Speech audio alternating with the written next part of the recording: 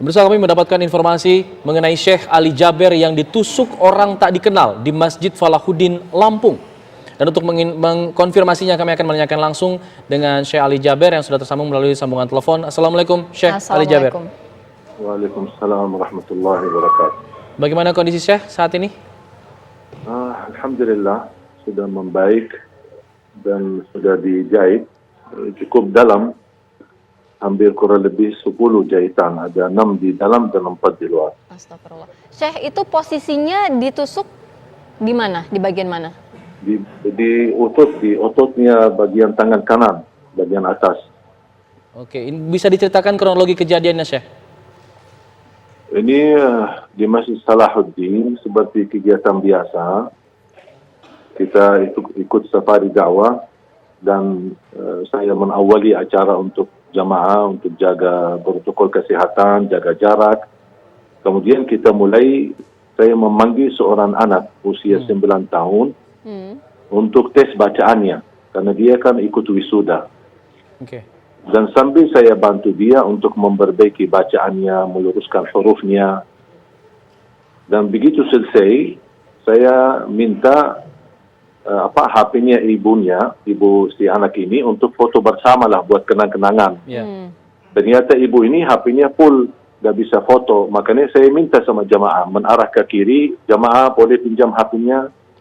Kasihan anak ini biar bisa dapat foto sekalian. Mudah-mudahan menjadi anak hafizah. Pas saya fokus ke kiri, kemudian menarah sekalian ke kanan untuk melihat siapa jamaah yang membawa HP-nya pinjam. Tiba-tiba di atas panggung ada orang lari. Kemudian karena posisi panggung ini cukup dekat dengan jalan. Karena posisi acara di luar, di lapangan masjid, bukan di dalam masjid. Makanya orang berlaku itu cukup gampang untuk bisa masuk. Karena tidak ada terhalang dengan jamaah atau kursi-kursi. Tapi subhanallah qadarullah ketika menarah ke kanan, saya tiba-tiba kaget melihat ada orang sudah di atas, di hadapan saya, dan saya langsung qadarullah respon. Kalau saya tidak lihat ke kanan, mungkin bisa qadarullah ke leher saya atau ke dada saya. Tapi subhanallah saya angkat tangan, makanya dia tusuk ke tangan. Maka begitu saya lawan, batah pisaunya ke dalam otot saya di kanan, bagian kanan. Baru subhanallah jamaah langsung amankan dan tangkap dia.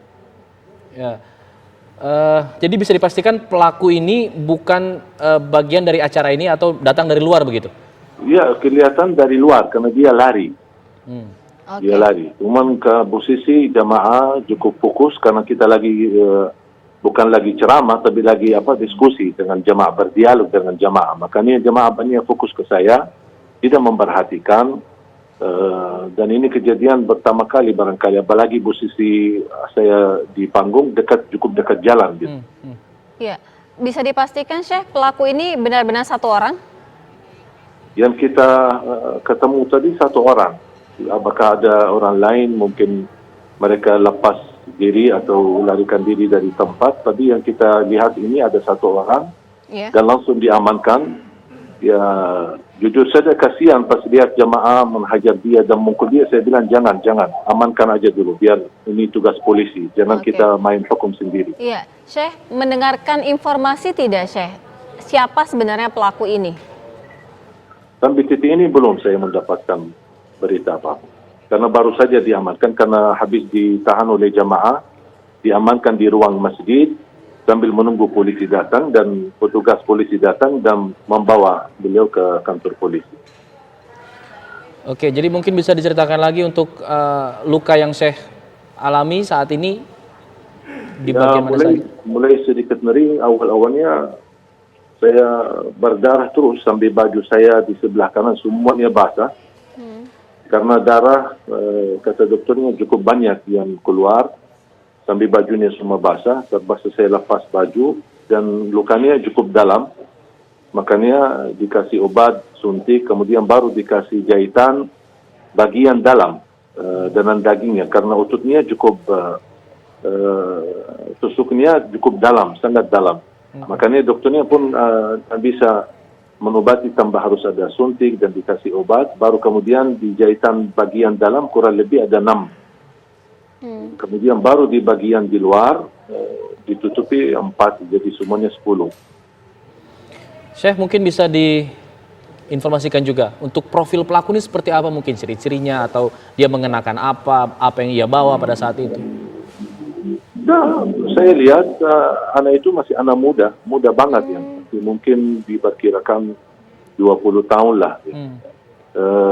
Orangnya kurus banget. Jadi saya merasa orang ini kalau saya lihat ya dari wajahnya dia ketika saya berhadapan dan diamankan, nampaknya bukan mudah untuk melakukan hal seperti ini. Pasti ada kedorongan atau ada yang menyuruh atau ada apa ya gitu. Jadi karena saya lihat dari segi mohon maaf fisiknya, dari segi ini mungkin dia bisa dengan cara mudah, butuh mental yang kuat untuk melakukan hal seperti ini. Ada yang ia teriakan atau omongkan ketika melakukan perbuatannya itu, Syekh? Enggak, sama sekali tidak. Diam. Hanya diam, cuman ketika dia angkat pisunya, dan subhanallah pas panitia kebetulan ada banyak yang sudah ada video live, ada yang lagi live, ada yang lagi rekam. Pas saya lagi berlangsung ceramah. Jadi semua terekam ini mulai dari titik awal sampai akhir. Ini terekam semua. Jadi beliau aku tidak berbicara apa-apa. Acaranya sudah berjalan berapa lama hingga kemudian kejadian itu?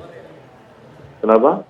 Acaranya sudah berjalan berapa lama hingga kemudian terjadilah? Baru mulai. Belum 15 menit. Baru awal ketika saya melihat di spanduk, ada spanduk tulisan wisuda. Saya tanya sama panitia, ini wisuda apa? Dia bilang wisuda hafalan Quran. Udah, mana salah satu anak boleh naik panggung, saya mau tes bacaannya. Dan alhamdulillah posisi si anak ini ada di sebelah kiri, bukan di sebelah kanan. Iya. Baik, terima kasih banyak Syekh Ali Jaber. Kita doakan insya Allah Syekh Ali cepat diberikan kesembuhan. Dan kejadian seperti ini tidak terjadi lagi ya. Jangan sampai terulang lagi. Semoga jadi peringatan untuk semua pihak. Terima kasih. Assalamualaikum.